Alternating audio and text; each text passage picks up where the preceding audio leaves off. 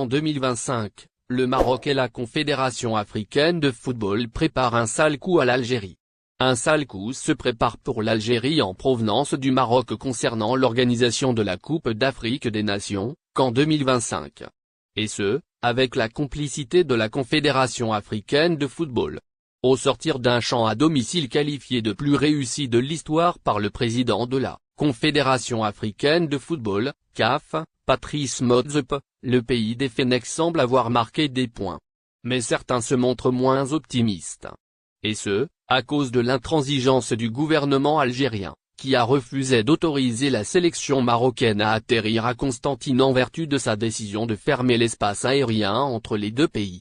De ce fait, le Maroc a déclaré forfait, et c'est bel et bien l'Algérie qui pourrait en payer le prix. Selon l'hebdomadaire panafricain Jeune Afrique, l'inflexibilité du chef de l'État algérien n'a pas été très bien perçue au sein de la CAF et de nombreuses fédérations africaines. Les Algériens auraient beaucoup gagné en termes d'image en autorisant l'avion marocain à atterrir à Constantine. Tebboune s'est montré trop rigide, alors que la fédération algérienne était persuadée que les choses allaient s'arranger.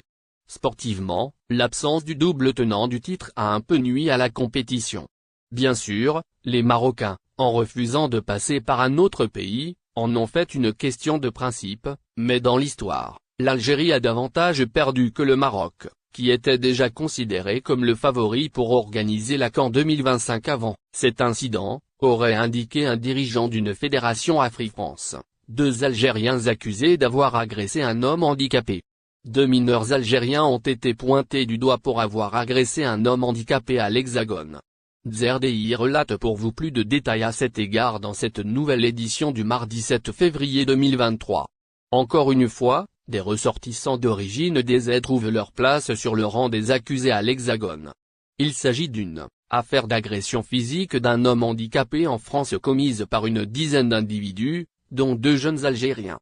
Si vous souhaitez en savoir plus, nous vous invitons à poursuivre la lecture de ce nouveau passage. Les détails, ci-après. Effectivement, le pays de Macron a été secoué ce dimanche par une terrible tragédie provoquée par un groupe de personnes.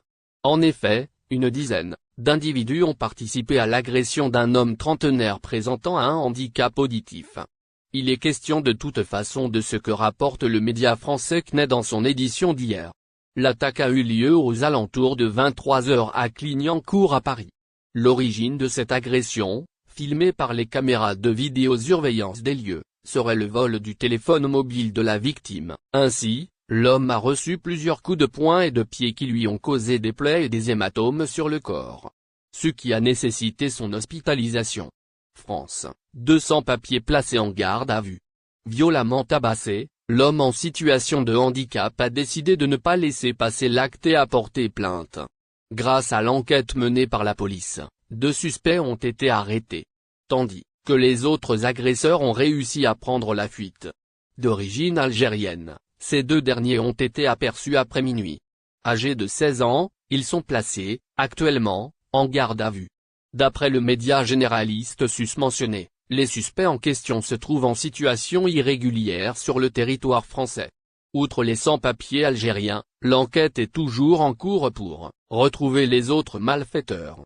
Il s'agit toujours de ce dont nous informe la même source média Algérie. La douane déclare la guerre aux transporteurs de bagages. L'étau se resserre de plus en plus sur les voyageurs algériens et les transporteurs de colis ainsi que sur les commerçants. Depuis l'été dernier, les services de la douane au niveau des différents ports veillent au grain pour appliquer la réglementation en vigueur concernant le transport de bagages au départ ou à l'arrivée lors des traversées d'Algérie Ferry et de Corsica et Elie accent aigun. Durant la saison estivale, des saisies systématiques ont été opérées sur des denrées alimentaires telles que la semoule, l'huile de table, la farine entre autres. Ce n'est qu'après coup que les usagers ont appris que les produits subventionnés par l'État sont désormais interdits à l'exportation même en petite quantité. Le mois de décembre dernier, la Compagnie maritime nationale a rappelé en outre que d'autres objets sont frappés d'interdiction lors des voyages à bord de ces navires. Il s'agit des produits dangereux.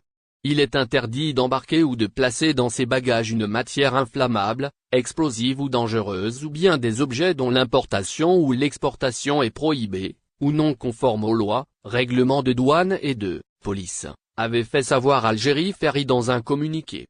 L'entreprise a souligné que le contrevenant à cette disposition est passible de poursuite. Les services de la douane veillent au grain. Les choses ne sont pas restées là, le port d'Alger a procédé la semaine dernière à la saisie des bagages portés sur le toit de véhicules utilitaires. Cela s'est passé en effet à l'arrivée du bateau de la compagnie française, Corsica Eli accent aigu en provenance de Marseille. Un signe fort en fait, pour dire que dorénavant le transport de marchandises sur la galerie des véhicules utilitaires est interdit. Pour plus d'un, cette mesure appliquée depuis le mois d'octobre dernier sur la ligne Oran-Alicante, vise surtout les transporteurs des colis au départ de la France.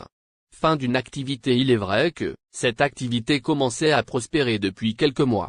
Des tierces personnes offrent en effet leurs services pour les ressortissants algériens établis dans l'Hexagone pour le transport de bagages moyennant une somme d'argent.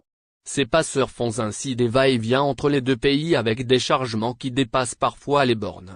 Leur sortie au niveau du port peut ainsi durer une éternité. L'opération de contrôle des bagages s'allonge, causant des désagréments pour les autres passagers, d'où cette décision.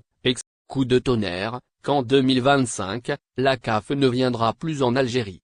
Les supporters africains attendent avec impatience l'annonce du nom du pays qui organisera la prochaine Coupe d'Afrique des Nations.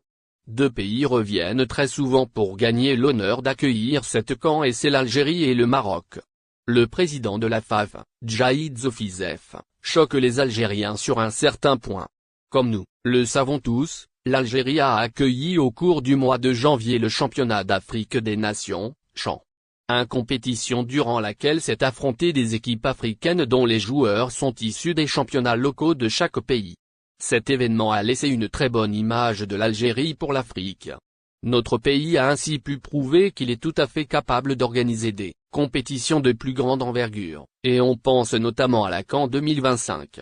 Le président de la Fédé algérienne de football, Djaïd Zofizef, a cependant surpris les Algériens en affirmant que les responsables de la CAF ne comptaient même plus venir visiter l'Algérie pour sa candidature pour la CAN 2025, mais dans le bon sens du terme.